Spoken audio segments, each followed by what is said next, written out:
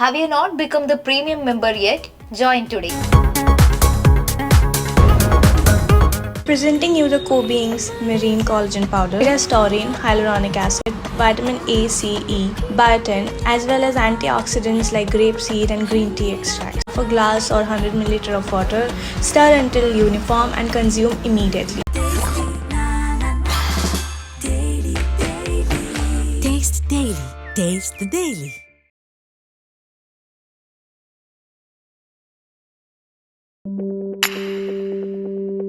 Chai with Chitra.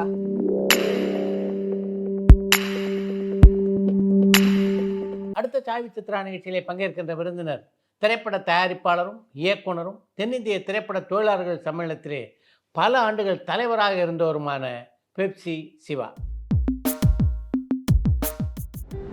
10 ஆண்டுகளுக்கு மேலாக செயலாளராகவும் 5 ஆண்டுகளுக்கு மேலாக தலைவராகவும் தென்னிந்திய திரைப்பட தொழிலாளர்கள் சம்மேளனத்திலே பதவி வகித்துள்ள பெப்சி சிவா சந்திக்காத திரையுலக ஆளுமைகளே இல்லை என்று சொல்லலாம்.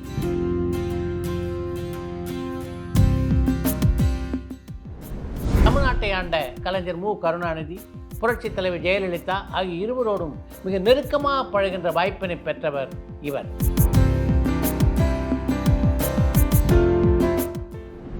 திரைப்பட இயக்குனராகவும் தயாரிப்பாளராகவும் தென்னிந்திய திரைப்பட தொழிலாளர் சம்மேளனத்துடைய தலைவராகவும் தான் பெற்ற பல அனுபவங்களை இந்த நேர்காணலிலே பகிர்ந்து கொண்டிருக்கிறார் Pepsi Siva. Chai with Chitra.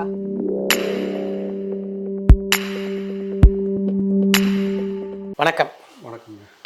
சின்ன வயசில் சினிமா துறைக்கு வரணும் அப்படின்னு இருந்ததா, இல்லை ஒளிப்பதிவாளர் ஆகணும் அப்படின்னு எண்ணம் இருந்ததா? சினிமாவுக்கு வரணும்னு என்ன இருந்ததுண்ணே.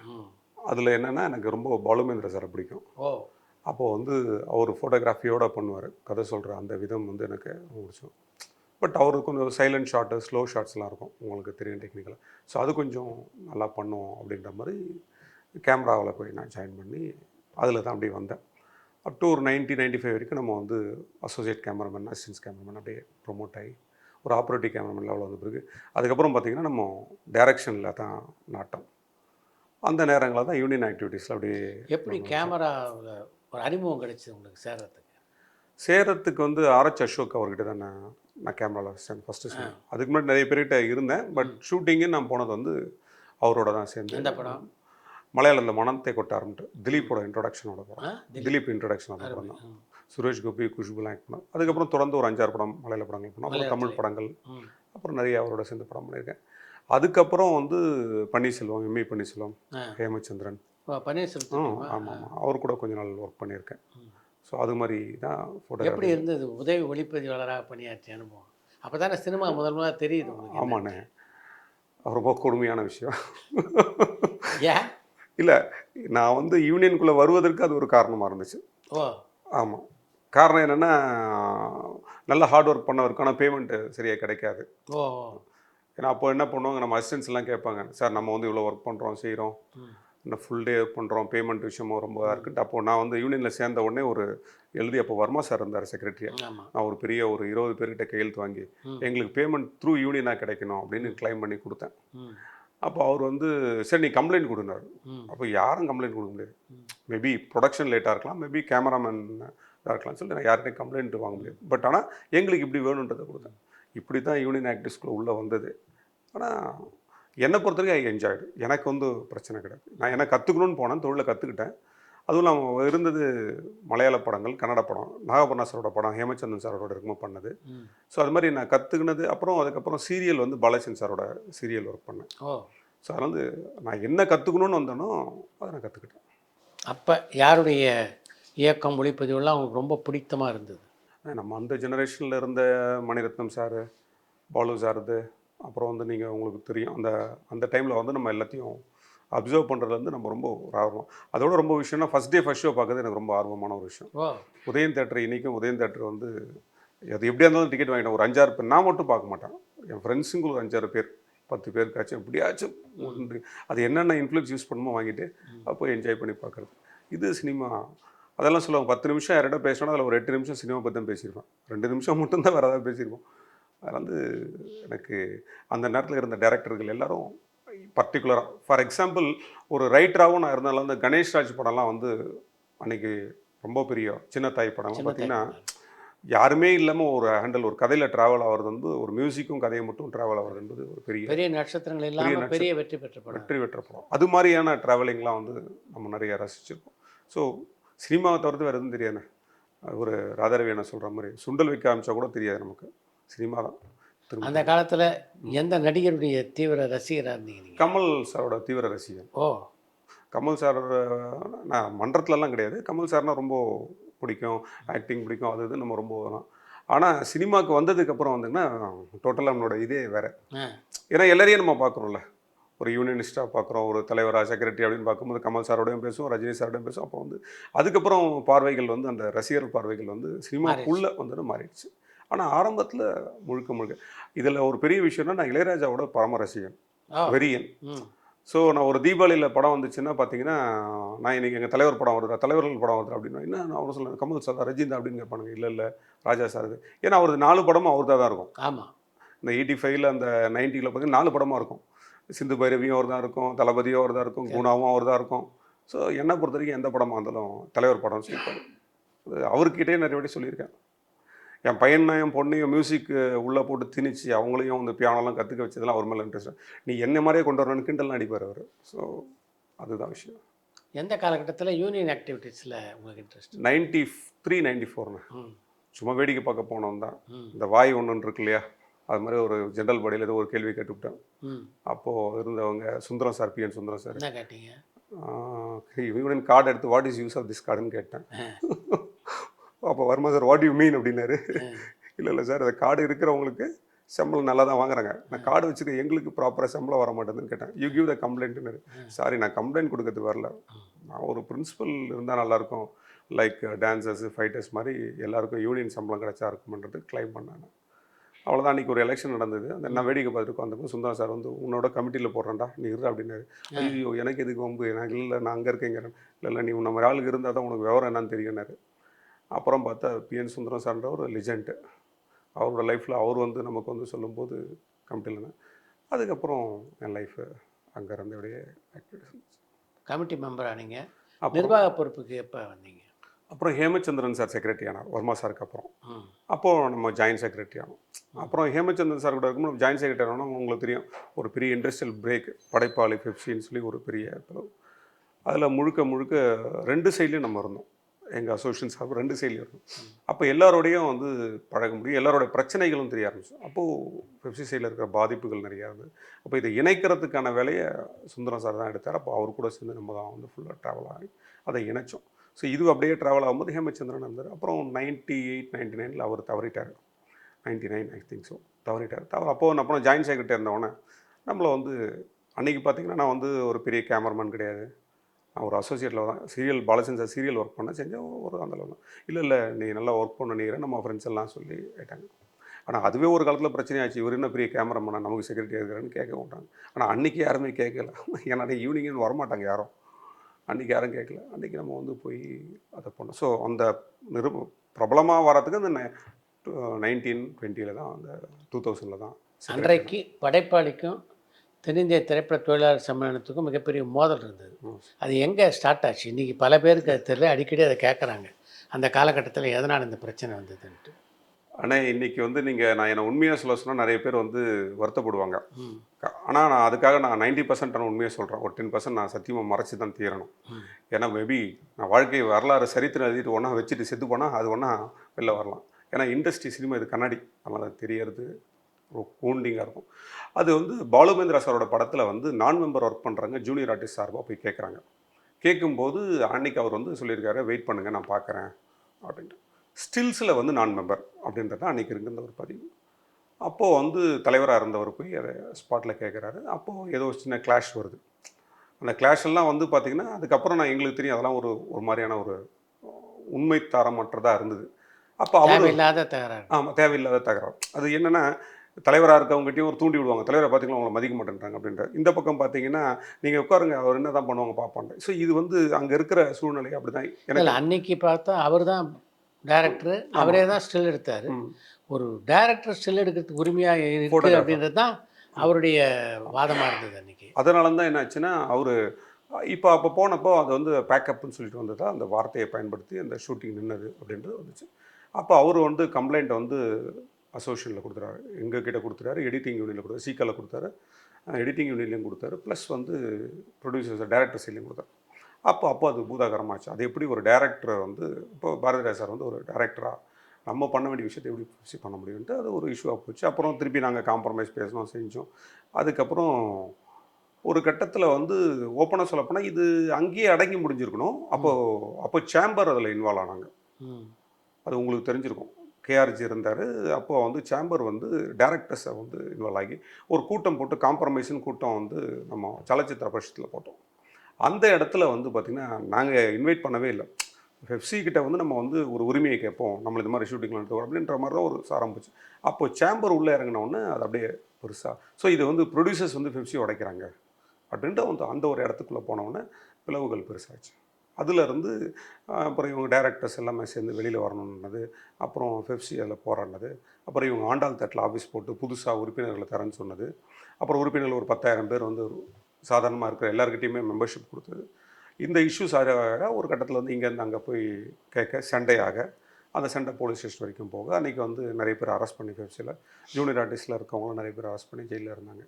ஸோ அது வந்து அது வரைக்கும் பூதகரமானதுக்கப்புறமா அதுக்கப்புறம் நடந்த ஷூட்டிங்கில் வந்து இவங்க அவங்கள தடுக்கக்கூடாது, இவங்கள தடுக்கக்கூடாது, இரட்டை குழல் துப்பாக்கியாக செயல்பட வேண்டும் என்று ஒரு முதல்வரோட ஒரு ஆர்டர். அதுக்கேற்ற மாதிரி இங்கேயும் அப்படி யூஸ் பண்ணாங்க. ஆனால் அதுக்கப்புறம் 2 சைட்லேயுமே அந்த பாதிப்புகள் இருந்ததுக்கப்புறம் ஒரு கட்டத்தில் காம்ப்ரமைஸ் அப்படின்றத யூனியன் தான் எடுத்து திருப்பி இன்னொரு ஸ்ட்ரைக் டிக்ளேர் பண்ணும்போது அப்போ எங்கள் சீக்காவும் சேர்ந்து நம்ம சப்போர்ட் பண்ணி பெப்சியை சப்போர்ட் பண்ணி இல்லை இது ஏன்னா நிறைய விஷயம் கேமராமேன்கள் பாதிக்கப்பட ஆரம்பித்தாங்க, இது எப்படி அப்படின்னு வரும்போது அங்கே ஒரு காம்ப்ரமைஸ் வந்தது. அது ஒரு வருஷம் ஓடிச்சு. அப்போது செல்வமணியும் சேகரும் தான் வந்து சீக்கா யூனியனுக்குள்ளே வந்து இது மாதிரி காம்ப்ரமைஸ் பண்ணுங்கன்னு சுந்தரம் சார்கிட்ட கேட்டாங்க. அப்போது நைம் சார் தான் அடா கமிட்டியோட பிரசிடெண்ட்டாக இருந்தார். அப்போ நைம் வந்து இல்லை இவ்வளோ ஒரு 5 நாள் நிறுத்திட்டோம், இப்போ இதெல்லாம் முடிச்சிடலாமே. இல்லை சார் அவங்க ஒத்துக்கிட்டாங்க, நம்ம காம்ப்ரமைஸ் பேசிக்கலாம், இப்போ ஷூட்டிங் திருப்பி ரன் பண்ணிக்கிட்டு பேசலான்ட்டு அவங்க திருப்பியும் ஸ்டார்ட் பண்ணி அதுக்கப்புறம் ஒரு வருஷம் கழிச்சு அது முடிஞ்சது. இதுதான் அந்த காலகட்டத்தில். எந்த காலகட்டத்தில் பிரபலமான நடிகர்களான ரஜினிகாந்த், கமல்ஹாசன், அஜித் எல்லாரும் தென்னிந்திய தொழிலாளர் சம்மேளனத்துக்கு ஆதரவாக நின்றாங்க. இப்போ இந்த ஸ்ட்ரைக் நடக்கும்போது பார்த்திங்கன்னா 2 விஷயம் நடந்தது. அன்றைக்கி ஜெயலலிதா இருந்த அவங்க சிஎம்மாக இல்லை அவங்க. அப்போ என்ன பண்ணாங்க, அரிசி பருப்பு இதெல்லாம் பெப்சிக்கு அந்த ஸ்ட்ரைக்கை கொடுத்து விட்டாங்க லாரியாக. அதை இவங்க சீஸ் பண்ணாங்க. டிஎம்கே கவர்மெண்ட் அப்போ வந்து அந்த லாரிகளை வந்து தடுத்து தான் அன்றைக்கி நிறைய பிரச்சனை வந்து. ஸோ இது பொலிட்டிக்கலாக மாற ஆரம்பிச்சு. ஒரு ஏரியா வந்து திடீர்னு அரசியல் உள்ள வந்துச்சு. ஆனால் அன்றைக்கி அம்மா வந்து செஞ்சது வந்து ஒரு சினிமா செலிப்ரிட்டியாக அவங்க வந்து அவங்க சைட்லேருந்து ஹெல்ப் பண்ணாங்க. இது இவங்க சைட்லேருந்து வேறு மாதிரி பண்ணி அது நடந்தது ஒன்று. அப்புறம் ஆர்டிஸ்ட் சைடில் வந்து இந்த நடிகர் லைட்மணி ஒன்றில் நிறைய பேர் தற்கொலை பண்ணிக்கிட்டு டெக்னீஷியனில் தற்கொலை பண்ணிக்கிட்டாங்க. இந்த தற்கொலை பண்ணும்போது இவங்க போய் சப்போர்ட் பண்ணி பண உதவிகள் செய்யும்போது அஜித் எல்லாம் வந்து அந்த யூனியனுக்கு சப்போர்ட் பண்ணி, ஏன்னா ஒரு தொழிலாளி இறந்துட்டான் அப்படின்னு சப்போர்ட் பண்ணி அந்த ஊர்வலத்தில் இவங்க மழையில் நடந்து போனது செஞ்சதுன்னு வரும்போது இது இந்த பக்கமாக வந்து ஒரு அது எப்படி நம்மளை விட்டுட்டு அங்கே போகலாம் அப்படின்றது எல்லாமே ஈகோ கிளாஷ்லேயே அது ஒரு பெரிய இஷ்யூவாக போனது காரணம் தான். ஆனால் நீங்கள் ஓவரால் ஒரு 5 வருஷம் எல்லாம் முடிஞ்சதுக்கப்புறம் பார்த்தீங்கன்னா இதில் ஒன்றுமே கிடையாது. ஸோ யாருதலோ தூண்டுதல் யாரோ ஒருத்தர் சொல்லி ஒரு கட்டத்தில் வந்து இதுக்கு தலைமையாக இருந்த 2 பேருமே அதை ஃபீல் பண்ணியிருக்காங்க. இது தேவையில்லாமல் நான் கை வச்சேன், தேவையில்லாமல் நானும் இது எதுக்கு தொட்டனே தெரிலன்னு அப்படி எல்லாருமே அதை ஃபீலிங்கிறது. ஆனால் அதுக்கப்புறம் அதுக்கான முடிவுகள் வந்து காலப்போக்கில் சரியாக போச்சு. பட் அந்த ரணங்கள் கொஞ்ச நாள் இருந்தது. எங்கே பார்த்தாலும் ஏதாவது டக்குன்னு ஒரு பிரச்சனை, அது படைப்பாளி பிரச்சனை, பெப்சி பிரச்சனை அப்படின்னு வந்துட்டே இருந்துச்சு. இப்போ அது இல்லை. ஒரு காலத்தில் பெப்சியை அந்த இப்போ இதே நான் கடைசி வரைக்கும் அதை வந்து தக்க வச்சு நம்ம கொண்டு போயிருந்தோம். இந்த முடிவுக்கு கொண்டு வந்தது யார்? முடிவுக்கு கொண்டு வந்தது தொழிலாளர்கள் தானே. அதான உண்மை. யாராச்சும் அதில் கிரெடிட் எடுத்துக்கிறது ஆசைப்படலாம். நாங்கள்லாம் ஒரு துருப்பு சீட்டாக இருந்தோம். நாங்கள் இங்கேயும் அங்கேயும் ஓடி ஆடி ஒரு கட்டத்தில் வந்து சீக்கா அசோசியேஷன் வந்து அதில் வந்து இணைக்கிறதுக்கான பெரியும் பங்கு வகித்தது PN சுந்தரம் சார் தான். அதில் மாற்றம் இல்லை. ஏன்னா அவர் வந்து அந்த காமராஜர் ஹாலில் வந்து மேடே கொண்டாடினாங்க. இங்கே மேடே கொண்டாடும்போது அங்கே மேடே வந்து காமராஜரில் கொண்டாடும்போது அங்கே பிரியாணி எல்லாம் போட்டு ஒரு கிராண்டாக நடந்தது படைப்பாளி நாட்டில். அப்போ பாலச்சந்திரன் சார் இவர் சுந்தரம் சார் அட்டன் பண்ணிட்டு இங்கே தொழிலெல்லாம் பட்டினியில் இருக்காண்டா, இங்கே எல்லாரும் பிரியாணி யாருன்னு தவன் தொழிலாளியே கிடையாதுடா, புது ஆள்றா அப்படின்னு ஃபீல் பண்ணேன். அதுக்கப்புறம் எடுக்கப்பட்ட ஸ்டாண்டு தான் வந்து ஒரு காம்ப்ரமைஸ் பண்ணணும் அப்படின்னு ஒரு மனநிலை போச்சு. அப்போ அந்த தொழிலாளர்களையும் கொஞ்சம் இறங்கி வந்து எல்லாம் அட்ஜஸ்ட் பண்ணி எப்படி பண்ணணும் அப்படி பண்ணணும். ஏன்னா நிறைய பேர் நினைக்கிறாங்க இது வந்து இல்லை இவர் நின்று இதை காம்ப்ரமைஸ் பண்ணிட்டார், இவர் நின்று, அதெல்லாம் கிடையாதுண்ணே. அங்கே படைப்பாளி சைடில் ஒரு 500 பேரை சேர்த்துட்டாங்க. இந்த சைட்லேயும் ஒரு 300 பேர் சேர்த்துறாங்க. இப்போ அவங்கள திருப்பி இதில் சேர்த்துக்கிறது என்பது பெரிய டாஸ். ஒரு டான்சர்ஸ் யூனியனில் அன்றைக்கி இருக்கிற காலகட்டத்தில் ஒரு பெரிய டொனேஷன் வாங்கி தான் மெம்பர் ஆக முடியும். ஆனால் இவங்க வந்து சின்ன அமௌண்ட் வாங்கிட்டு மெம்பர் ஆக்கிட்டாங்க. அவனுக்கு குவாலிஃபிகேஷன் இருக்கா இல்லையான்னு தெரியாமலே ஆக்கிட்டாங்க. அவனை திருப்பி இதில் சேர்க்கறதுக்குள்ளே ஒரு பெரும்பாடு இருந்து அப்போ இந்த சங்கம் அதை வந்து எடுத்துக்கிச்சு. ஓகே இருக்கட்டும், இன்றைக்கி அவங்களே சம்மந்தப்பட்டது இன்றைக்கி தலைவரெல்லாம் வராங்கன்னு வச்சுக்கோங்க, அது வேறு விஷயம். ஆனால் அங்கேருந்து வந்தவங்களை ஏற்றுக்கிறதுக்கு இந்த இடத்த அந்த பக்குவங்கள் ஏற்பட்டுச்சு. இந்த பாதிப்பும் அந்த பக்குவம். அதனால வந்து பார்த்திங்கன்னா இன்றைக்கும் பெப்சி சைடில் ஒரு நாள் திடீர்னு ஸ்ட்ரைக்குன்னு அனௌன்ஸ் பண்ண போனால் பக்குன்னு எல்லாருமே ஒரு மாதிரி நர்வஸ் ஆகிடுவாங்க. ஏன்னா அந்த பழைய காயம் வந்து 1 வருஷம் 2 வருஷம் பாதிக்கப்பட்ட காயம் வந்துடக்கூடாதுன்ட்டு. ஏன்னா நான் வந்து 10, 11லலாம் நான் அனௌன்ஸ் பண்ணும்போது பார்த்திங்கன்னா நான் 10, 100 கேள்வி கேட்பேன். தலைவரே பண்ணிடுறோம், சக்ஸஸ் ஆகுமா, பண்ணிடுறோம், சக்ஸஸ் ஆகுமான்ட்டு. ஆனால் எனக்கு அதை தவிர்த்து வேறு ஆயுதமே கிடைக்காது. நான் 11, 10லலாம் திருப்பி அனௌன்ஸ் பண்ணும்போது உங்களுக்கு தெரியும், லேபர் யூனியனில் சண்டை போட்டுக்கிட்டோம். ஆனால் அன்றைக்கெல்லாம் பார்த்தீங்கன்னா எனக்கு வேறு ஆயுதமே கிடைக்காது.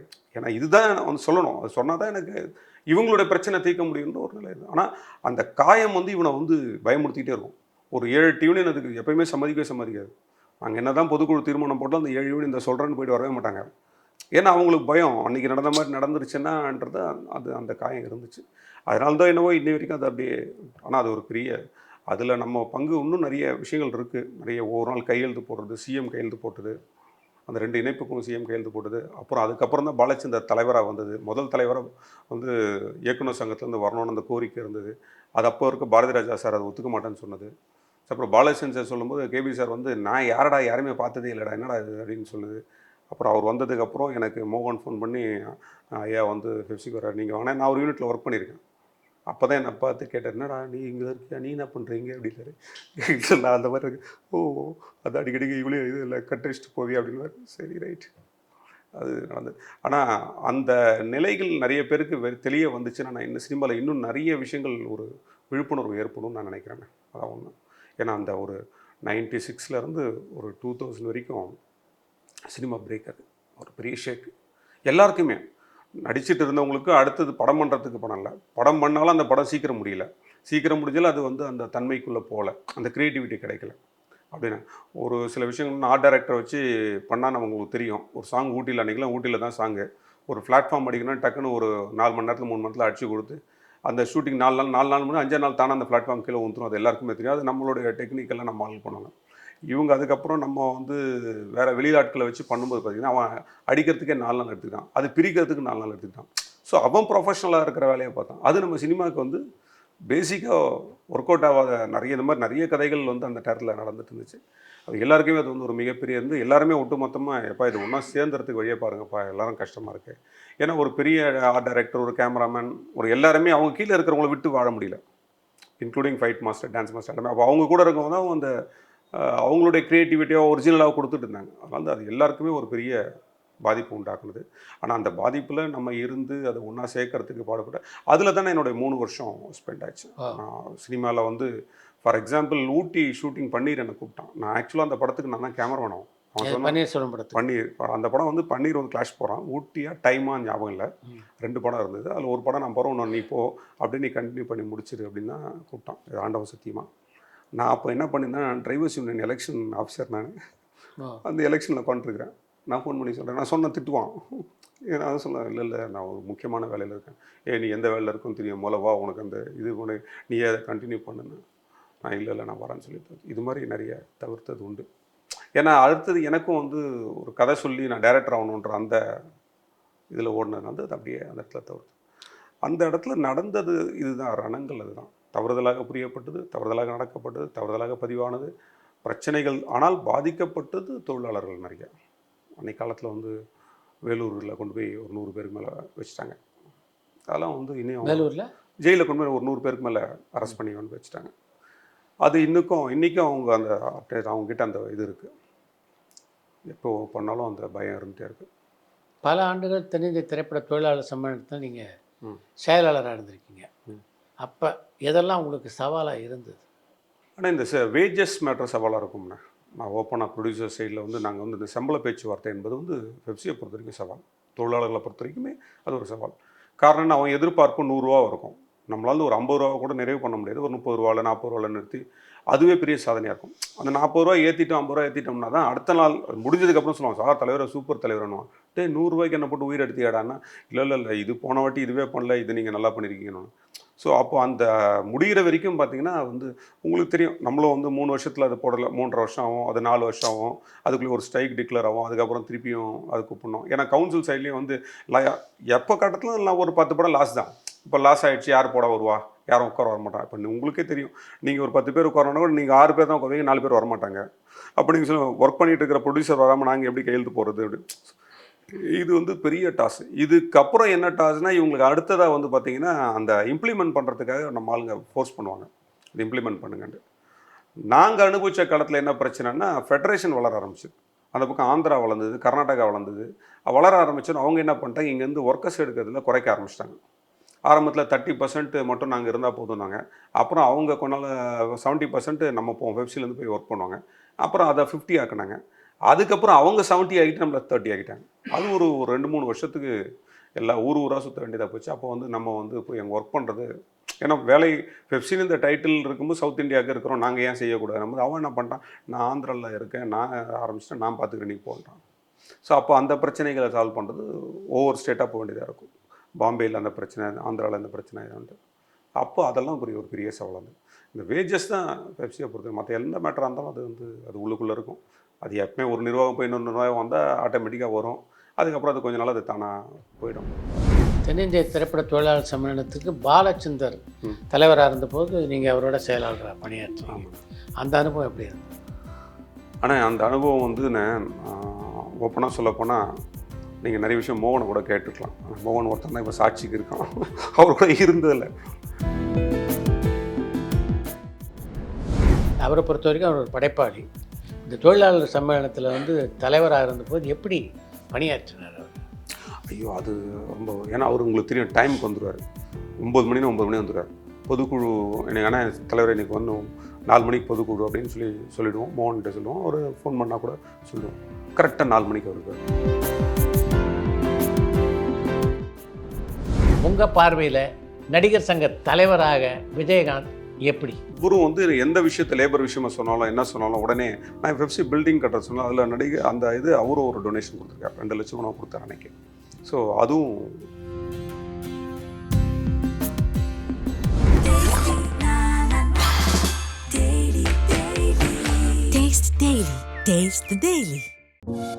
பரபரப்பான சினிமா செய்திகள், நட்சத்திரங்களின் பேட்டிகள், சினிமா வரலாறு ஆகியவற்றை பார்க்கவும் படிக்கவும் உங்களுக்கான இணையதளம் tourantalkies.co.